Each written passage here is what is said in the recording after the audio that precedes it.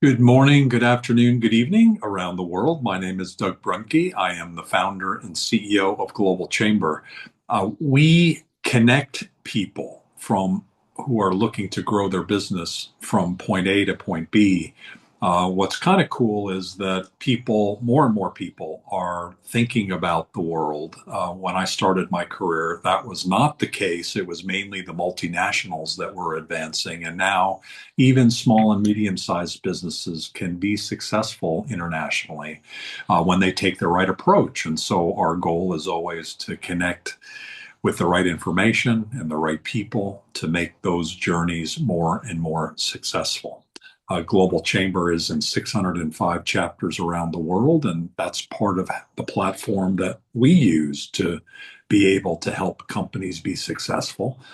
We're very fortunate to have thousands, tens of thousands of members who are not only dedicated to growth, not only dedicated to global mindset, but also greater success. And one of the more successful people you'll ever meet is Bill Edwards. He's also one of the most experienced leaders in global business that you'll ever meet. And we'd like to start with him here today. This forum today is 55 minutes of conversation from different perspectives of the world. So as people gather and come into this room over the next now 50 plus minutes, you'll be hearing perspectives from around the world. One of the things that sticks with me that Bill Edwards has said of why he loves Global Chamber is he can listen to someone on the ground in any country and get the real skinny, real understanding of what's going on. You might notice sometimes the media doesn't always present the right story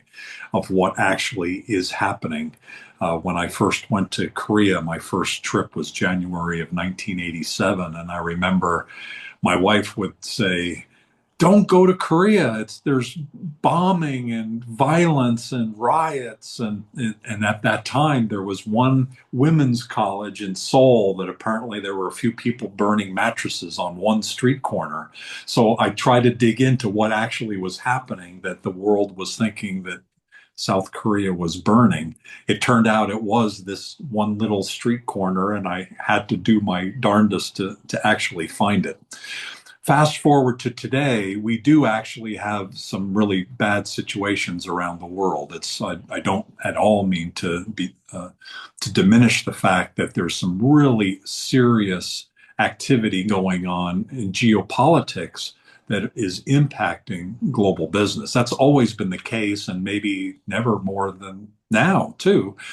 That's why people like Bill are so important. He's got 50 years of trade experience. He knows not only franchising, but he himself has been involved in nearly every industry. And that kind of experience, no matter what he charges as a consultant, is not enough because that kind of information is not only helpful to get you from here to there, but avoid so many of the problems that all of us have had. If you've done global business, you've had problems. And sometimes they're our own fault, and sometimes they're just the fault of the situation. We're never going to get it perfectly right. The only way we're going to get it mostly right is with leaders like Bill who can see the world. And even in his biweekly newsletter, the Geo Wizard, he looks at 30 plus countries and helps determine what are the dynamics telling us right now in terms of how you invest and how you export. So that's why we're starting with Bill, and then we'll open up the floor to others, not just for Q&A, but we'd love to hear your perspective as well. Bill Edwards is the chair of the Southern California District Export Council. He's got all of that trade experience, including the premier international resource for franchising, but well beyond that. He's also part of Global Chamber. We're very proud of that. He's an advisor for the Global Chamber Los Angeles chapter. Bill, what are you seeing in the world? What should we be paying attention to? And what else would you like to share? Thank you so much for taking the time. You're so busy. Wow, Doug, that's quite an introduction. I don't know whether I could live up to that. Uh, what I thank you very much for the opportunity. As one of my pro bono roles, I serve as an advisor to the U.S. Trade Representative on trade issues that relate to non-tariff barriers for U.S. franchise brands. But that also gets me involved with trade agreements. And some of you, what I'm going to address this morning is the status of the framework trade agreements underway in the United States, because those tariffs from those agreements impact almost a lot of countries around the world. And if it's okay, I'm going to give you a quick update on where that all is. Beautiful.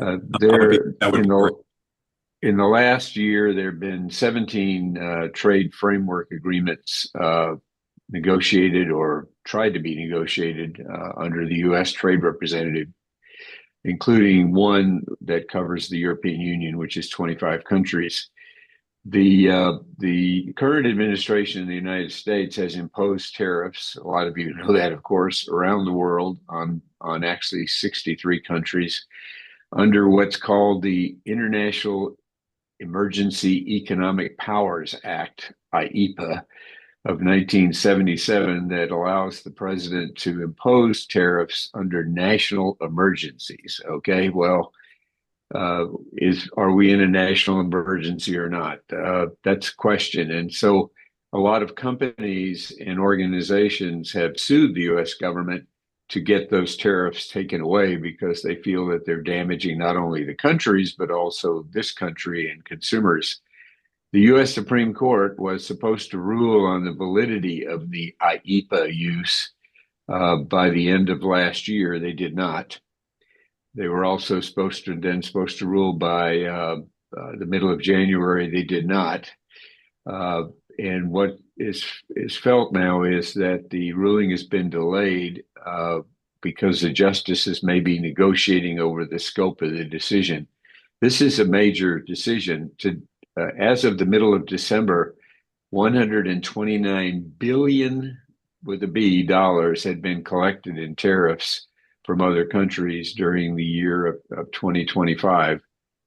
This is an immense amount of money. And if this ruling, if the president's use of the IEPA Act is overruled, those tariffs are going to have to be refunded.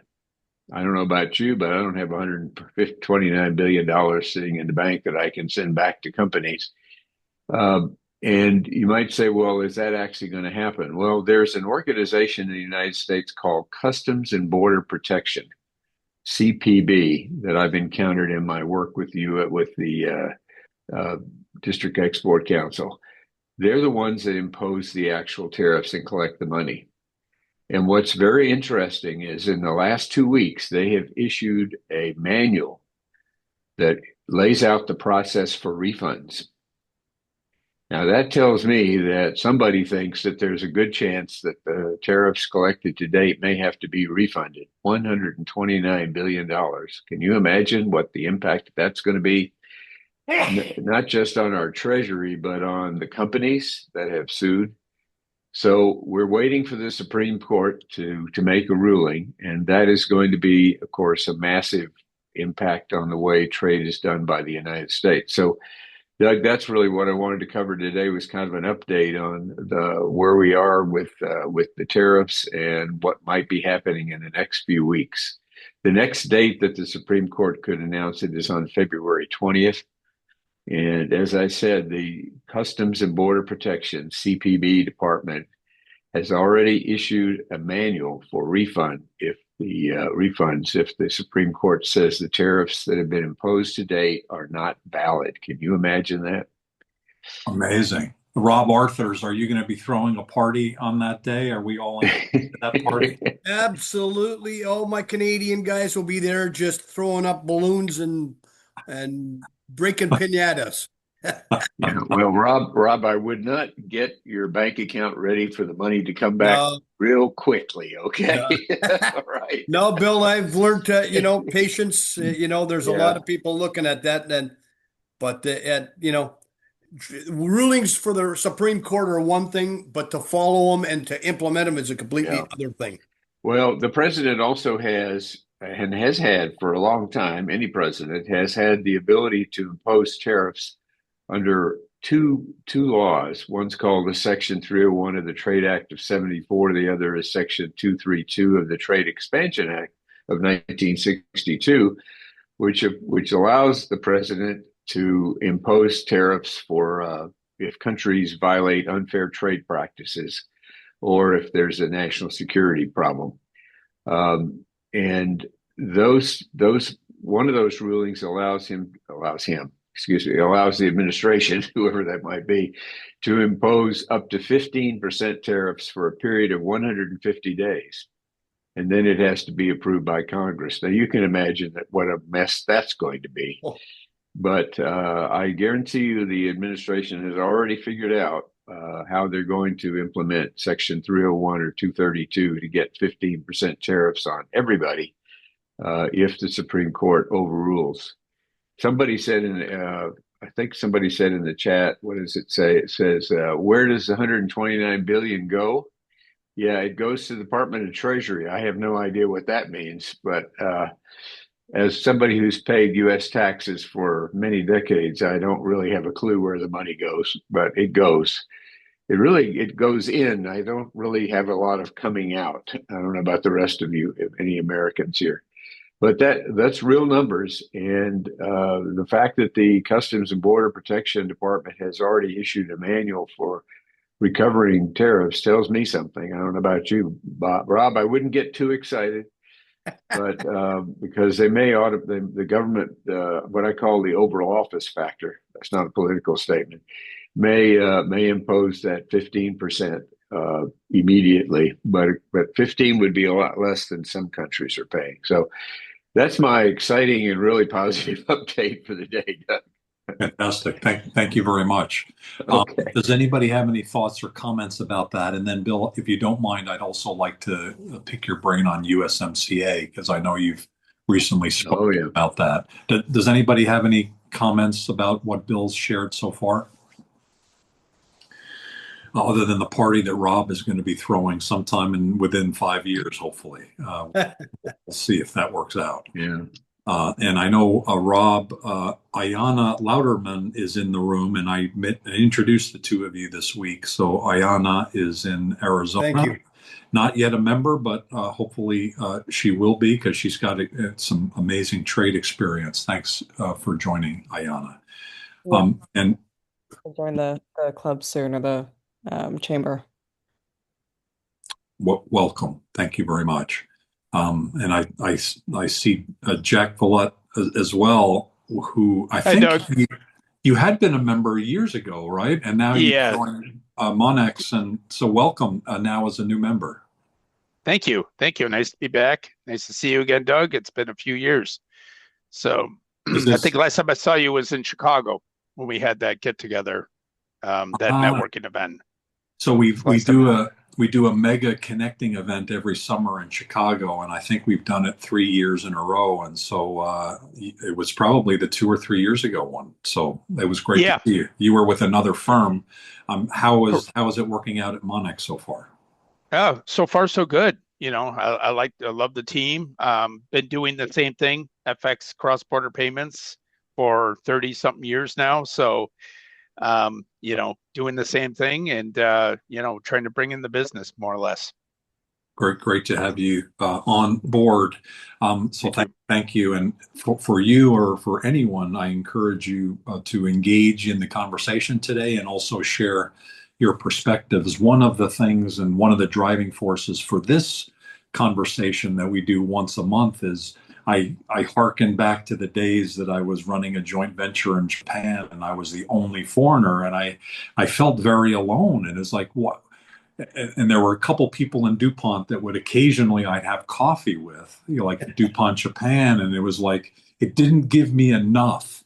I had to invent everything myself. I was inventing the wheel every day instead of working with people that know what they're doing and have known what they're doing and what the problems are. And so that's part of what this is to hear and meet people who already know a lot and already have perspectives. And I think all of us know when you're doing global business, we never get there. We're always learning, and there's always things that are changing. And so it's always good to be around people who better and smarter than you. And that's why I hang out with Bill.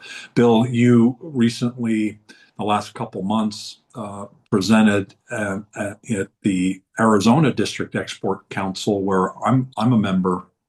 And through Carol Colombo, you were part of a conversation about USMCA. There's going to be some changes. There's an input period of time that's happening, and then there'll be a negotiation starting this summer. Could you, and by the way, the Global Chamber Los Angeles is planning an event in April at UCLA, and Dr. Sarita Jackson, our board chair, is putting that together with the help of Carol Colombo over in Arizona. Bill, would you like to share anything about USMCA and anything that we should either know or be doing at this point? Right. Well, the USMCA is the trade agreement, free trade agreement between the United States, Mexico, and Canada. It started in the 1990s as what was called NAFTA, North American Free Trade Agreement, and then it changed several years ago and became USMCA. It is up for discussion for the first time this year, and the negotiations between the three countries will start in June. This covers 1.3 trillion with a T, no, not billions now, $trillion worth of trade every year. And basically it says that trade can occur between the three countries without any tariffs on a very large number of items, not everything, but probably about 95% of what is traded between the countries. So this is a massive agreement, a massive thing that affects millions of employees in the three countries, and a 1.3 trillion per year. Can you imagine? That's an awful lot of money. And the challenge is that that is what's called a trilateral agreement between three countries. It has worked. There are challenges with it, but it is overall worked very well. The current administration is not a fan of trilateral agreements. They like bilateral, meaning one country to another, not a big one like this. And they have said that they are going to be wanting to look at changes. There are a couple of different things that will be changed. One is the use of digital services were really not covered very much in the USMCA. And of course, digital services and digital content is gigantic part of what's done between countries these days. So that will be relooked at.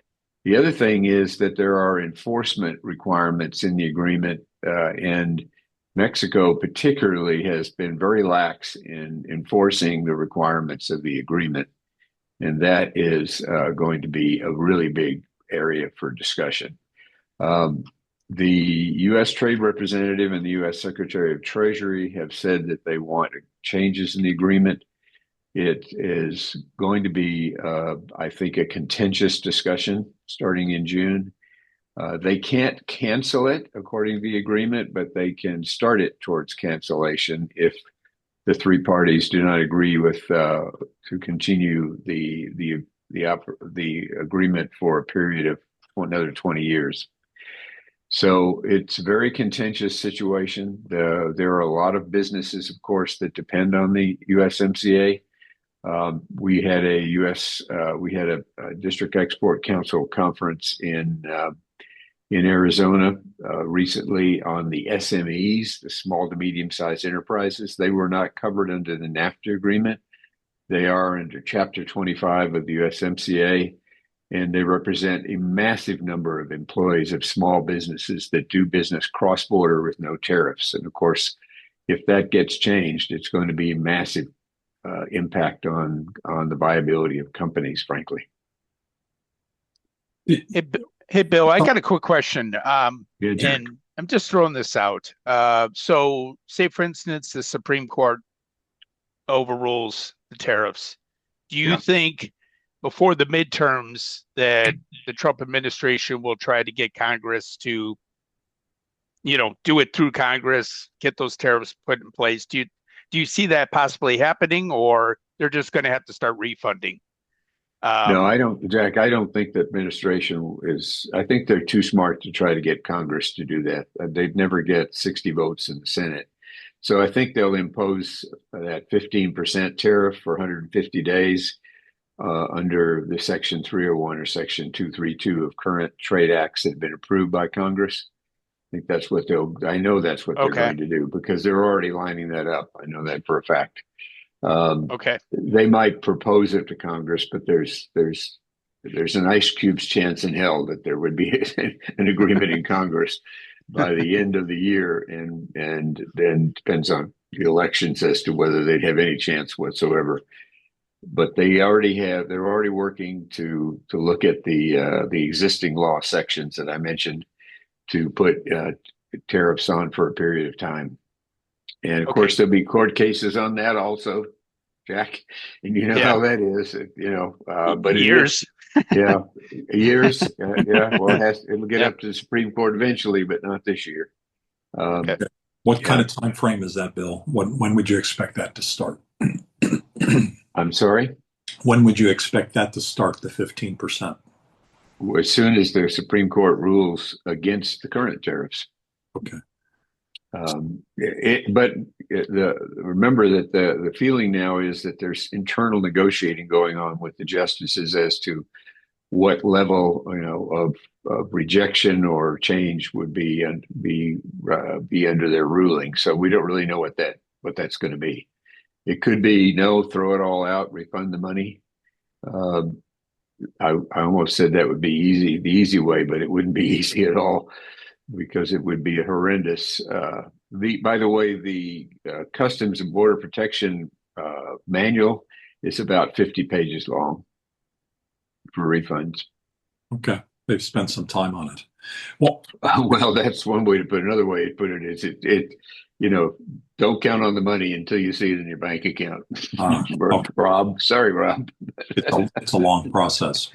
I'd like to ask a question and then open it up to others, but something you said, I didn't realize what I maybe assumed the wrong thing, but you said, even if there's changes in the USMCA through the negotiation, it would take 20 years for it to go away. Was that the right interpretation from what you said? That's the feeling, and that's the general ruling that we've gotten. But I don't expect that to be the case. I really don't think it's going to go away. I think there will be some fairly substantial changes, but those will have to be negotiated. So, okay, it could be a year or two. But this administration wants changes. There's no doubt about it. Okay. So in terms of defining what might happen, one option is it doesn't go away. I mean, that's not going to happen. It's going to stay. There's very small chance it goes away, but changes might occur that result in significant tariffs for certain items and are even not being tariffed today. Even going away means over 20 years. Don't quote me on that number, but it's over a period of time.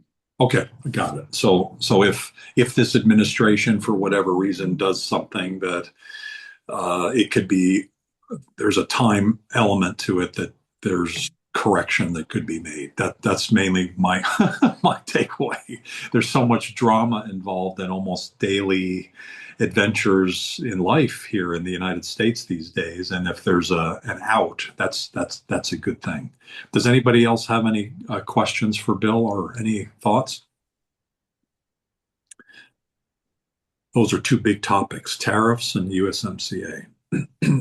Overall, by the way, Bill, how is the world of global trade? The trade over the last 30 years has been increasing 4 to 5% per year for 30 years. Last year, it increased by 7%. What's it going to do this year? Well, it depends on what source you look at. When I think it was the first biweekly newsletter we sent out this year had projections from about 25 different sources. And the general feeling for GDP growth worldwide is around 2.3 to 2.5%, which is about the same as last year. The amount of trade is much more difficult to project these days because of constantly changing trade agreements between countries. I don't want to sound like I don't know the answer, but I really don't. Okay. It was strong growth last year, driven by AI and technology and services. And that'll still be the case. It's really difficult. A lot of trade agreements are being done outside of the United States, agreements between other countries, and those are going to have an impact in this year. How much is really difficult to determine, but unless something major negative happens, I think we'll see growth again in global trade. Rob Arthurs is not the only Canadian who got ticked off a bit by the insult thrown at them. And a lot of what's happening right now is Canada and other countries looking at other options besides the US. In the case of Canada, when you look at the numbers, the trade numbers, it's so dominated by trade with the US. The numbers are staggering, and there's a long way to go. But a long journey begins with one step, and that one step, Rob, Canada is making some inroads in terms of looking at other countries. Do you have any comments regarding that? Are you optimistic? 6 months ago, you were kind of ticked off. Now you seem very calm and mindful and thoughtful. And how are you feeling about trade in Canada these days? Well, you know what, Doug, for the first time probably in 10 years, I feel like I'm a respected international trade consultant. We've got somebody at the helm that knows a little bit about central banking and stuff like that. But when we had Peter Pan Trudeau, we weren't respected out there. And I felt not respected because it was always about his socks that he was wearing rather than about his intellect and what he was doing. So on that side, but to go to Bill's comment about Kuzma, or that's what we call it in Canada, which is you guys call it USMCA, we call it Kuzma. Um, we've been told, and this is because I'm still in the trade circles with my government guys, is that we're expecting a flat 10 to 15% across the board for all Canadian products going into the USA. And that's what we should expect. And that's what Canadians are being told now, to look at your margins, look at what's happening, adjust your margins, because this is what they expect to happen. So Bill's not far off from his conversations to the conversations I'm getting here in Canada, that these are expectations. So it's pushed a lot of Canadian companies now to look at other markets. Am I optimistic, Doug? Heck yeah. We've got the largest trade mission in the history of Canada leaving to Mexico next week. So this is I think 700 businesses or 600 Canadian businesses meeting several thousand Mexican businesses in Guadalajara, Mexico City, and Monterrey. Then that's for February. Then March, we have we got another trade mission heading off to India, where we think we'll finally sign, because behind the scenes, we've been negotiating with India on a free trade agreement for 9 years, and we expect that potentially they may make an announcement and sign a free trade agreement with India after 9 years of negotiation. So there's lots of good things going on. It's just trying to get the Canadian entrepreneur, business person to look at other markets, and as you had alluded to, Doug, that we have hung our hat on that United States market in that relationship. And right now, there's a bit of, like to use words from Carney, there's a bit of a rupture and there's an adjustment. And I think Canada has to look at other markets. We're being forced to look at it because we are an exporting country. We cannot grow. If you want to grow a good-sized company, you're not going to grow it with 41 million people. You have to export to grow, just like Australia. You cannot, if you want to be a company, you got to export off that island. So we're the same. And so we've always leaned on the United States, and now that that's there, and expecting a 10 to 15% tariff on your products going forward, because we do expect that's going to happen. We expect no matter what happens with the Supreme Court, there's going to be another workaround, and that's what we're expecting. And to one of the things that Bill's, they're right, the bilateral trade agreement, we're expecting also a free trade agreement between Canada and United States, Mexico, United States. Canada already has two different ones with Mexico, so we've already got that in place, but we're expecting that's what's going to happen. So that's a little bit about where I'm at. But yes, I'm extremely optimistic in spite of all the nonsense that's going on. And you know what? We have to just brace for the 15%. And I think if Canadian companies start to make themselves, and the other side of that, just right now, Canada has taken away tariffs on products from the United States coming into Canada, so it doesn't add to inflation of products. But we're expecting that those tariffs will now be reciprocated and put back on. I expect that to be happening by March 1st, possibly. That the tariffs that instead of putting the tariffs on the United States products, I think they now will put them on. There's just a big call right now within the business community about why are we getting tariffs in the American products or not? So that's what I'm hearing. Makes sense. Thank you. Thank you for sharing.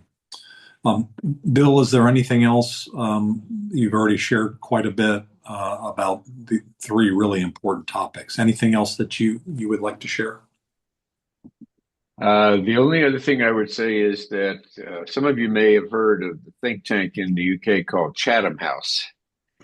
I'm a member of that, and the executive director Bronwyn gave the state of the year presentation last month, and the title of it was "We don't live in interesting times; we live in excessively interesting times."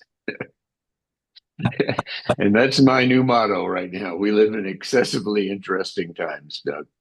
Good title, Bill. Good title. Wow. With excess, for sure. Before I open it completely up to everyone, I'd like to share one more thing.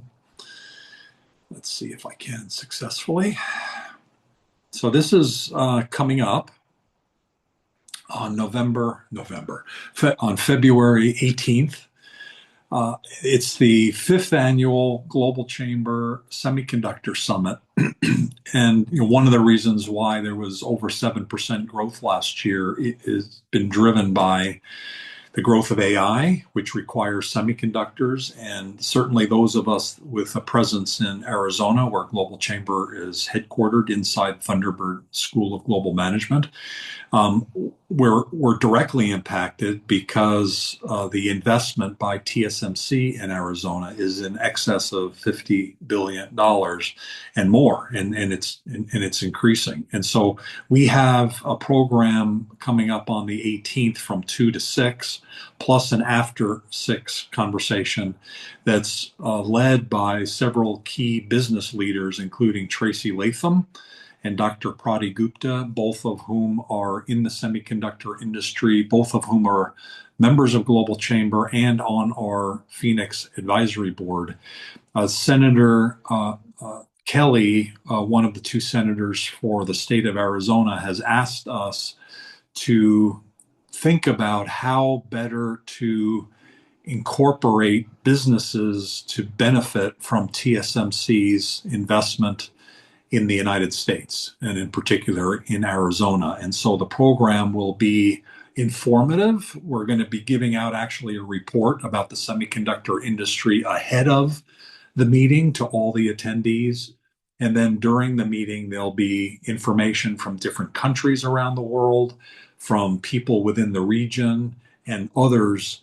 We have students, international students from ASU, who will be helping to facilitate connections between the participants and experts to ideally get more companies integrated in to the supply chain. I've mentioned at other times, a lot of my career was in Asia, and I watched the Japanese be very successful in bringing the automotive industry into Asia and country by country. And they did it strategically. They did it amazingly in terms of how they incorporated labor country to country. TSMC is learning that and how to do that. In some cases, how probably not to do that. It's a tough job to build a plant, to enter a new country, and then to incorporate and become one of that new country. The Japanese, I think, did it brilliantly. And I think TSMC has learned quite a bit.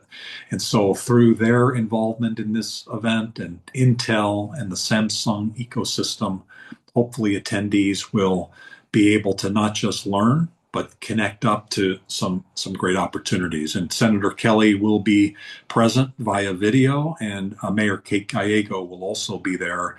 One other thing that I really love that I did get permission to do, and that's a former representative, U.S. Representative Matt Salmon, is also on the program, and he is an expert on Taiwan.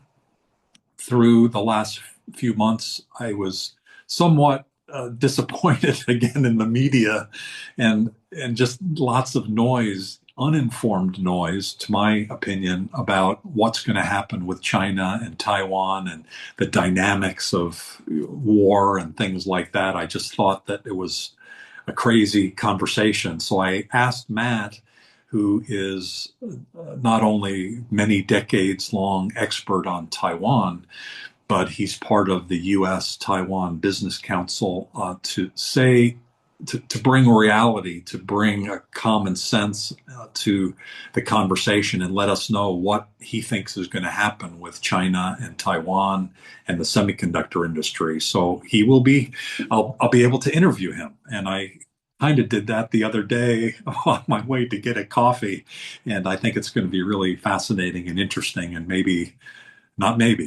quite a bit different than what you hear in the news. Another really key part of this program is Carol Colombo, who we mentioned earlier. She's the chair of the Arizona District Export Council, like Bill is the chair of the Southern California District Export Council, and she will be giving an update on USMCA as well. And so I think the program is pretty built out in terms of involvement by a variety of key leaders, including Intel and TSMC and the Samsung ecosystem through Amcor. And then we have a variety of different country presenters, including Jose Tinajero from Mexico, who's going to give an overview of what's happening in Mexico. And he's got 5 semiconductor projects that he's going to share. And, this is all kind of in reference to how can leaders tap in? First, understand what's going on, and then where are the points of which, wherever you are in the supply chain or wherever you are outside the supply chain, where you're thinking about, can I get in? What can you do about it? And so I'm real happy the way it's worked out. It's also going to conclude with Daniel Zimmerman of Kraus Anderson, a construction company, talking to some real estate folks, which ties into our weekly global real estate call, which is a confluence of commercial real estate, economic development, and business, which is going to be driving a lot of the global activity over the next decades. And so thank you for allowing me to share that. And I know Pankaj will be there. And if any of you have either questions or thinking about attending, welcome. I think it's going to be a lot of fun. Who would like to speak? Who would like to speak next? What perspective do you have? Yes, Doug, can I speak for a minute? Yeah, Pankaj. Mention Welcome. my name, and this is my 3rd year. When I joined in 1st year, it's online. I did a mistakes. Last year we joined, we got a customer, Dennis, SD Logic, you know him. So we are sending you the email. We try to help you. We are working in the double-digit project funding. We do only FDI, nothing else. So anyone is looking for money, so that's why we'll be there for the whole day. And we are NVIDIA VC Alliance membership, and we gone through a lot of what you mentioned, Doug. It's really tough to working for the global market with this time, with so many changes happening. But still, yes, we are growing, and we try to help GC community anywhere in the whole world. Probably NVIDIA change our destiny, so I don't want to take too much time. I'll send you an short email to you and Cesar, so we can connect, and I will be there on that day, 18th, and try to help the global chamber community around the world who is looking for FDI, only FDI. Very good. Thank you, Pankaj. I look forward to seeing you in Phoenix on the 18th. Who would like to go next? What are you seeing out there in the world?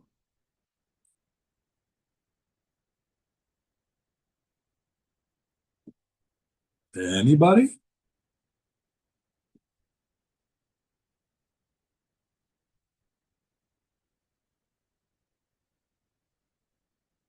Well, if I'll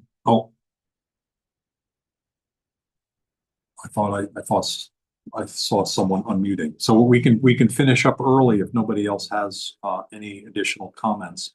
That's fine because I think we've gotten a brain full to digest, Bill, with your comments. What are some of the things that you're going to be working on in 2026? What's coming up either in Southern California or some other maybe speaking opportunities that you have coming up where people can tap in?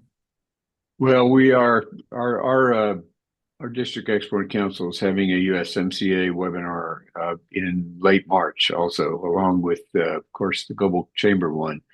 There's just a gigantic amount of interest in that. The District Export Council focuses on SMEs, small to medium sized enterprises, Okay. and those, frankly, if changes are made that are being talked about, tens of thousands of those companies could go out of business. So it's really a big focus right now is to try to maintain the USMCA. It does need a few things fine-tuned, especially the enforcement enforcement clauses need to be ramped up a bit.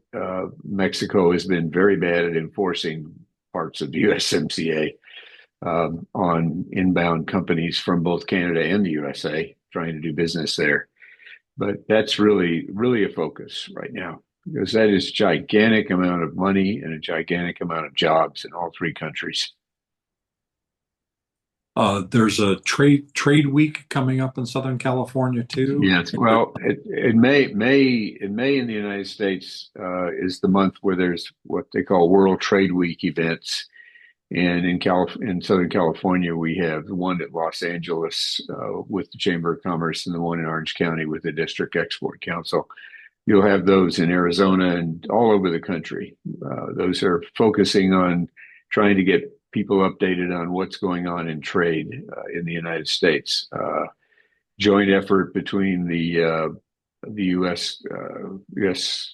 Department of Commerce and the chambers of commerce, which are trying to drive jobs into their cities and states. So that's a big deal in May. It's all over the country. The World Trade Week events, including here at Phoenix, by the way. And like you say, all around the U.S. I'm not sure about the world, but certainly in the U.S. In the U.S., yeah, I can't speak to outside the U.S. Yep.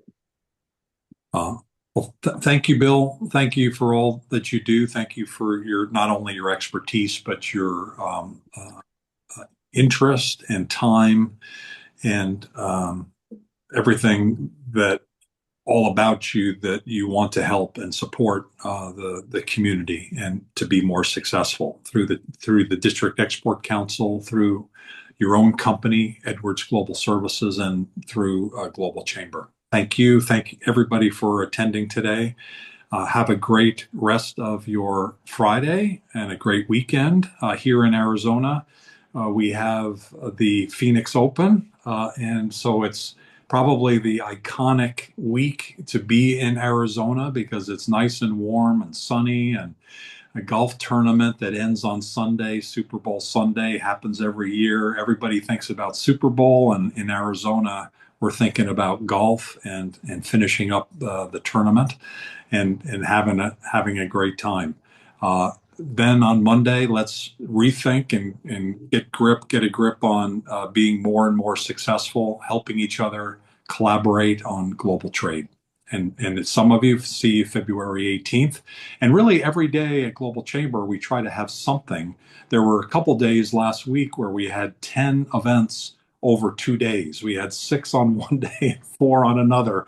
It's a bit excessive to Bill's word, but the goal is to help and support and be there for each other so that we can be more successful. Have a great Friday, everybody. Take care.